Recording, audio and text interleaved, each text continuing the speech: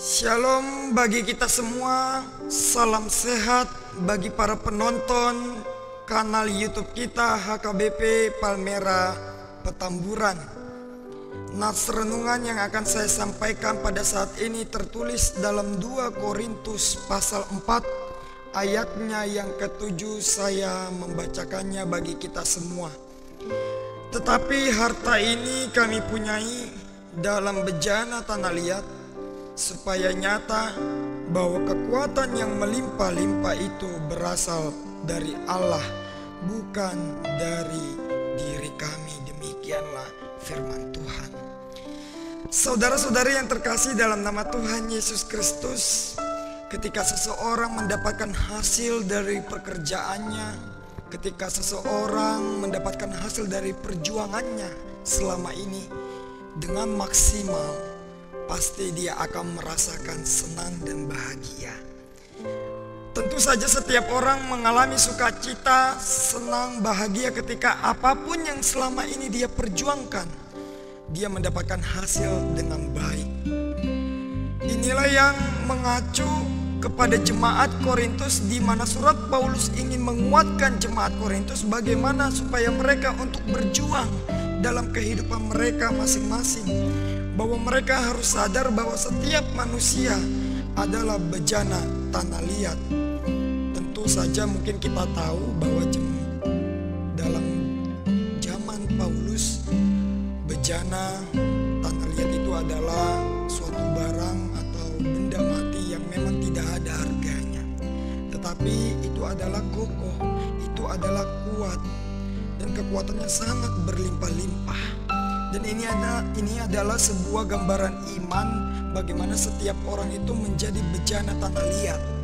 Meskipun kita tidak berharga di hadapan orang lain, tetapi kita harus menjadi pribadi yang kokoh di hadapan Tuhan. Tuhan ingin membentuk karakter setiap orang. Tuhan ingin membentuk pribadi setiap orang menjadi pribadi yang kokoh, menjadi karakter yang kuat. Itulah sebabnya dikatakan bahwasanya kita harus melakukan semua demi kemuliaan Tuhan. Apapun yang boleh kita lakukan, jangan pernah kita memikirkan supaya kita dipuji orang lain. Tidak. Kita jangan memikirkan supaya kita dibanggakan oleh orang lain. Tidak.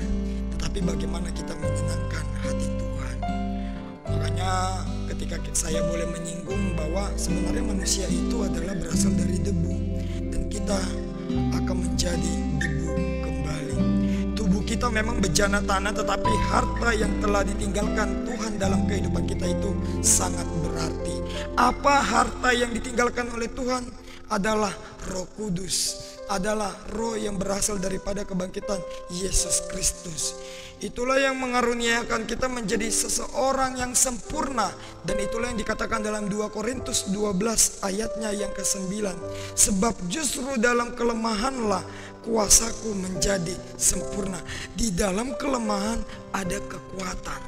Di dalam kesedihan selalu ada kekuatan. Di dalam pergumulan pasti ada kekuatan. Di dalam perjuangan selalu ada kekuatan.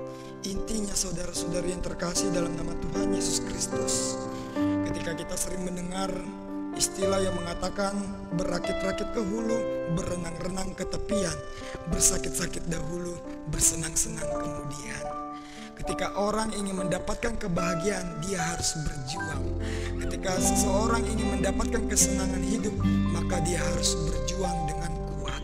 Jadilah pribadi yang kuat, jadilah karakter yang kokoh sesuai dengan kehendak Tuhan, maka Tuhan akan membuka hatimu sesuai dengan kehendak Tuhan. Pakailah hidupmu sebagai alat. Pakailah diriku menjadi alat Tuhan. Aku ingin menjadi alat Tuhan, menjadi pribadi yang kokoh, yang mampu menopang orang lain, yang mampu menolong orang lain dalam keadaan sesak, dalam keadaan kesedihan, sehingga engkau akan menjadi pribadi yang kuat dan engkau akan menjadi pribadi yang teguh di dalam nama Tuhan. Tuhan memberkati kita semua. Amin.